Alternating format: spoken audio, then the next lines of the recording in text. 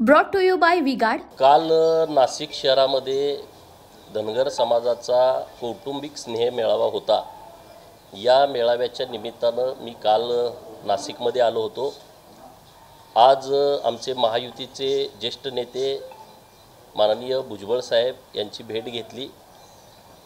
भेटीचं काय असं विशेष काही कारण नाही, आमचे नेते आहेत त्यांना नाशिकमध्ये आल्यानंतर भेटलं पाहिजे या निरपेक्ष भावनेतून आज आमची भेट झालेली आहे।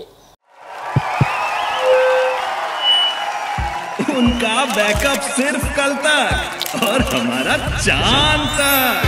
हमारा नेता कैसा हो जो नॉन स्टॉप बैकअप दे वैसा हो। अब की बात वी गॉट इन्वर्टर बैटरी का चमत्कार।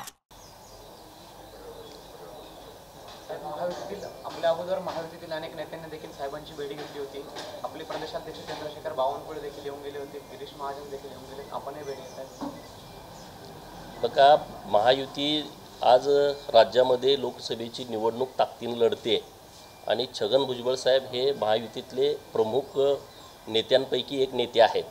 त्यामुळे वरिष्ठ नेते तर भेटतील, पण मी सामान्य कार्यकर्ता आहे, मी भुजबळ साहेबांच्या सोबत चळवळीत आहे। त्यामुळं माझी भेट वेगळी आणि वरिष्ठ नेते भेटतायत त्यांना तो विषय पूर्णपणे वेगळा आहे। उनका बैकअप सिर्फ कल तक और हमारा चांद तक।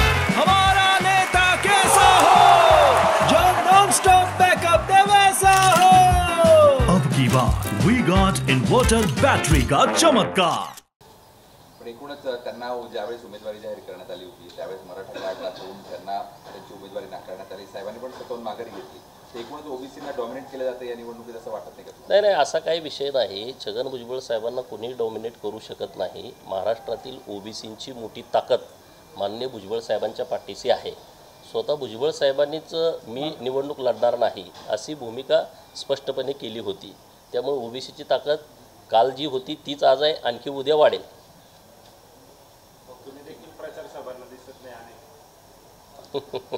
नाही की प्रचाराला काल होतो मी। Brought to you by V-Guard.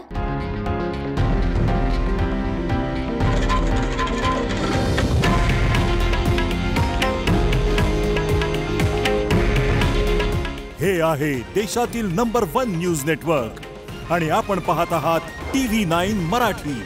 काळजी तुमची, हित महाराष्ट्राचं।